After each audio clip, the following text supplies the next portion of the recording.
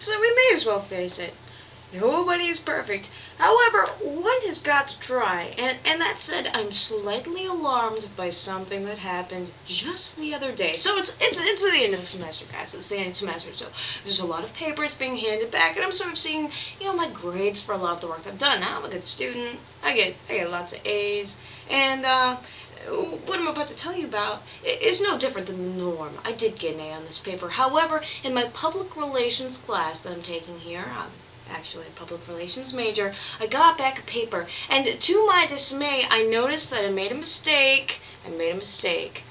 Public relations. Guess what I wrote? I did not write public. I was writing along, type, writing about the public relations department of a particular organization, and guess what I wrote about?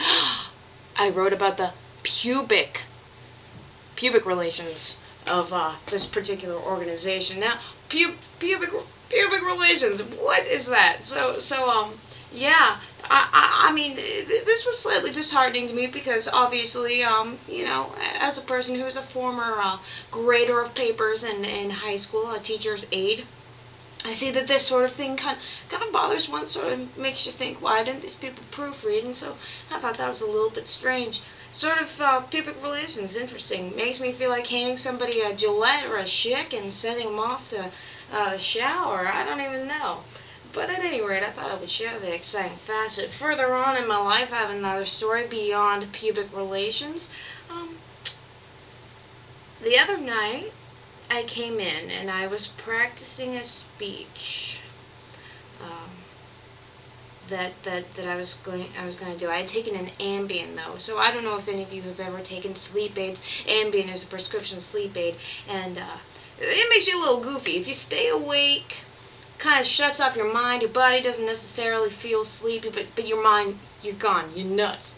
So I was practicing a speech that I had the next day, a presentation for one of my classes, and so at any rate, I decided that it would be really great if, while in this sort of zombie, halfway comatose state, that I could just kind of run in there and perform my presentation for my roommate, just to humor her a little bit. But I walked in there to perform this, and incidentally, she didn't find this funny. She didn't think this was funny. She was just like, Courtney, I'm very worried about you. Well, be worried about me. Be worried. And I'm like, it's Ambien.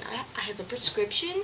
No need to be worried. I'm not on drugs. And then she segues into this whole thing from this. This spurs this whole conversation where she's like, no, it's not just the Ambien. She was like, it's your weight.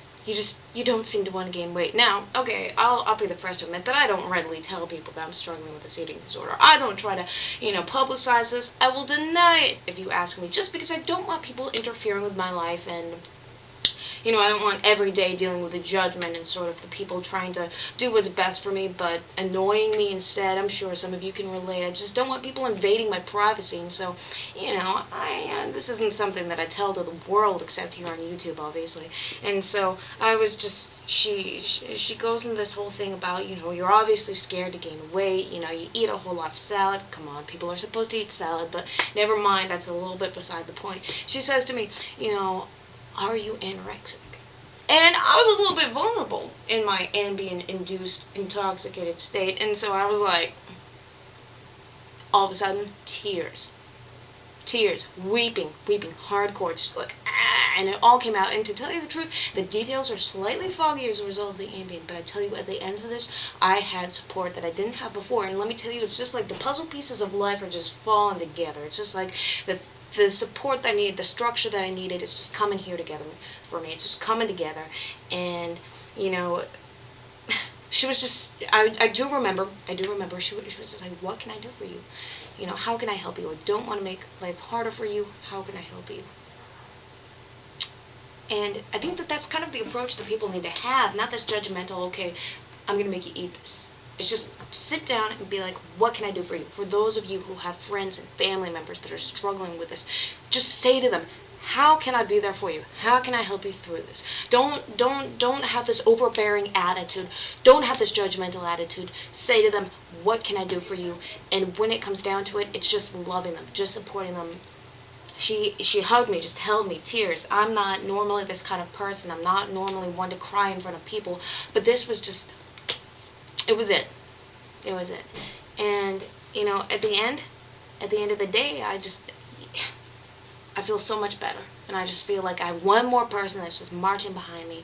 And I just figured that I'd share that. And just again, for those of you got somebody who's dealing with this, be there for them. Find ways that you can support them without judging them or, putting them in a corner and making them uncomfortable, because that will kind of just intensify the problem and make it worse for them. So, yeah, there you go. Helpful hints. Also, another thing, proofread your papers, guys. A lot of us have finals, projects, presentations. Proofread it. Do not make a pubic relations mistake such as I made. Yeah, the truth. Bye, guys.